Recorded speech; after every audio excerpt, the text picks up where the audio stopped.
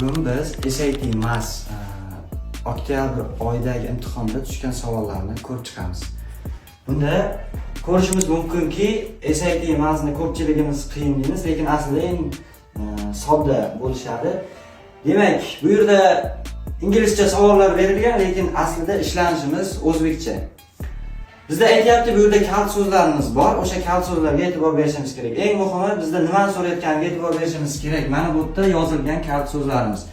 Va oxirsida mana bu yerda o'zi 3 ta so'zimiz bor. 3 ta so'zimiz biz uchun yetarli. What, ya'ni bu nima? Probably ehtimollik. Nimani ehtimolligi? Mana bizda mana bu so'zimizni, ignition so'zimizni ehtimolligini so'rayapti. Va bizda o'shani jadval berilgan va eng muhimi umumiy, ya'ni frequency degani bu takrorlanishlarimiz berib o'tilgan. Demak, biz ehtimollikni oldin bilganmiz qanaqa topishimizni va bundagi frequency'miz bor, ya'ni ignition frequency'si bor va umumiy frequency'miz bor. Demak, ignition'nikini umumiyga bo'lib qo'ysak, bizni o'sha so'ralgan javobimiz kelib chiqadi. Qarasak, bizda A javob ekan. Sizlar ham ingliz tilini bilmasdan turib, SAT Maths qismidan eng yuqori ballni olishni istasangiz, kurslarimizga yoziling.